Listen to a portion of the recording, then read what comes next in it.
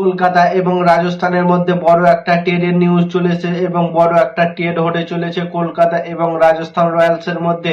Kolkata night Riders Rajasthan থেকে জয়সওয়ালকে চেয়েছে এবং রাজস্থানের জয়সওয়াল চলে আসবে কলকাতা নাইট রাইডার্স দলে এবং কলকাতার একটা বড় মাপের প্লেয়ারকে চেয়েছে।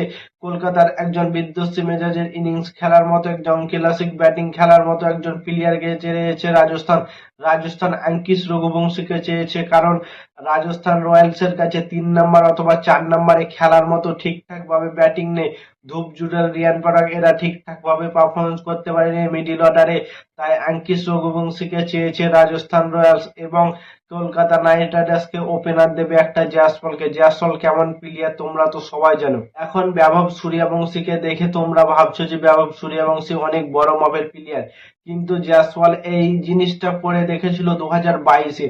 2022-এ সে 13 বলে 50 রানের একটা ঝোড়ো ইনিংস খেলে এবং এত দুর্দান্ত মেজাজে খেলতো 2022-এ। জয়সওয়াল সেই লেভেলের প্লেয়ার ছিল। জয়সওয়াল বৈভব সূর্যবংশী কি করছে তার থেকে দুর্দান্ত মেজাজে জয়সওয়াল খেলতো। জয়সওয়াল 13 বলে 50 করতো এবং ঝোড়ো ইনিংস খেলার মতো প্লেয়ার ছিল জয়সওয়াল। সে জয়সওয়াল এখন বৈভব সূর্যবংশীর জন্য ঢাকা পড়ে গেছে এবং তা খেলতে পারেনি। আর জয়সওয়ালের মেন কলকাতা নাইট রাইডার্সে আসার উদ্দেশ্য যে সে ক্যাপ্টেন্সি পাওয়ার জন্য।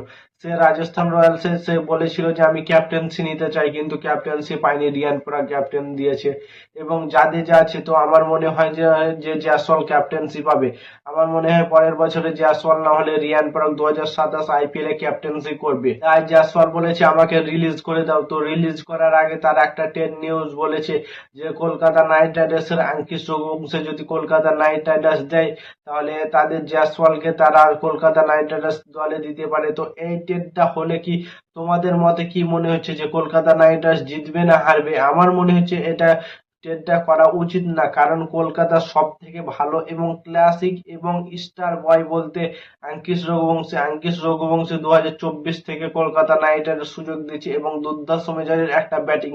আর কলকাতা নাইট রাইডার্স সব থেকে বেশি রান করেছে 2026 আইপিএল এ, 2025 আইপিএল এ, দুটো সিজনে আঙ্কিশ রঘুবংশী কলকাতা টিমে সব থেকে বেশি রান করেছে।